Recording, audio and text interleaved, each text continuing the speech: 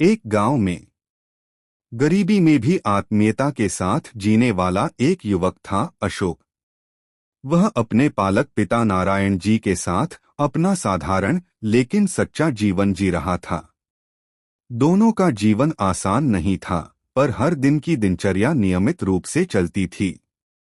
अशोक रोज सुबह जल्दी उठकर जॉगिंग के लिए जाता, नदी के किनारे योग करता, फिर घर लौटकर अपने पिताजी को उठाकर उन्हें कॉफी देता। उसके बाद दूध और पेपर डालने जाता। जब तक वह लौटता, नारायण जी नाश्ता बना चुके होते और मजदूरी के काम पर निकल जाते। अशोक स्नान करके नाश्ता करता और कॉलेज चला जाता। कॉलेज से लौटकर वह कुश्ती सीखने अपने गुरु रंगा जट्टी के पास जाता। गुरुजी उसे अनुशासन, ताकत, हिम्मत और कुश्ती के कई दाव सिखाते।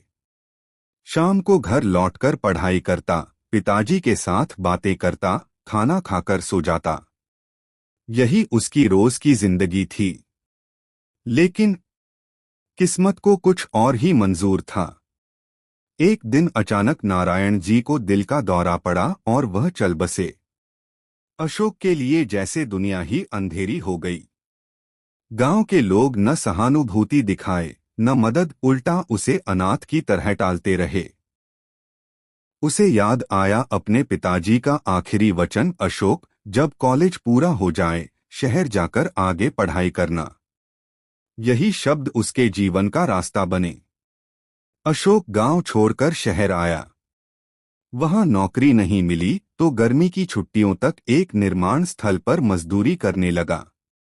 मुश्किलों में भी वह अपने सपनों से जुड़ा रहा। एक दिन दोपहर को जब वह खाना खा रहा था, एक भूखी कुतिया उसके पास आई। उसका दिल पसीज गया। उसने अपना खाना उससे बांटा। उसी दिन से वह कुतिया उसकी सच्ची, निस्वार्थ दोस्त बन गई। एक दिन काम के दौरान अशोक का पैर फिसला। वह सीढ़ियों से गिर पड़ा। एक लोहे की छड़ उसके पैर में धंस गई।